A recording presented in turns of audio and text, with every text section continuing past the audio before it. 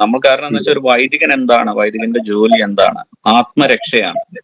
അതെ. ആത്മരക്ഷയ്ക്ക് വേണ്ടിയിട്ട് പ്രയത്നിക്കേണ്ട വൈദികൻ ചെയ്യേണ്ട കാര്യം എന്താണ്? ആത്മാക്കളെ, ഇപ്പൊ നമ്മൾ വിശുദ്ധ ജോൺ മരിയ വിയാനി പുണ്യവാന്റെ കാര്യം എടുക്കുകയാണെങ്കിൽ, പിന്നെ അതെ. അദ്ദേഹം ആർസിലേക്ക് വരുമ്പോ എങ്ങനെയായിരുന്നു? ഫ്രാൻസിലെ ആർസിലേക്ക് വരുമ്പോൾ, ആർസ് എന്ന് പറഞ്ഞ ചെറിയ ആ സ്ഥലം അതെ.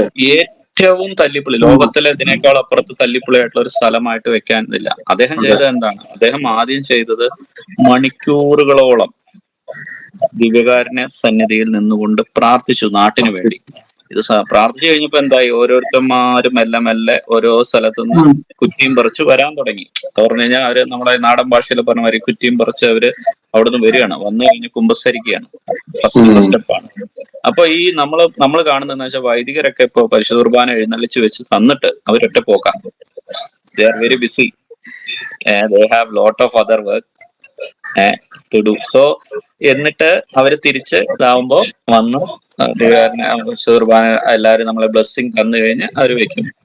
അപ്പൊ 1 മണിക്കൂർ നമ്മളിപ്പോ എന്താണ്, നമ്മളോട് ഒരുപാട് നാട്ടിലെ പ്രശ്നങ്ങളും ഒരുപാട് മറ്റു മതസ്ഥർ അത് ഇത് എന്നൊക്കെ പറഞ്ഞ് ഒരുപാട് പ്രശ്നങ്ങളൊക്കെ പറയുന്ന ആൾക്കാരുണ്ടല്ലോ.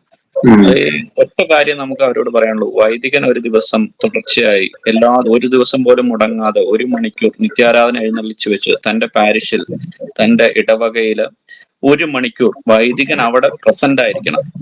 എന്നിട്ട് പ്രാർത്ഥിച്ചു കഴിഞ്ഞു കഴിഞ്ഞാൽ തീരാത്ത ഒരു പ്രശ്നവും ഒരു കത്തോലിക്കനും ലോകത്തിലെ ഒരു സ്ഥലത്തും ഇല്ല.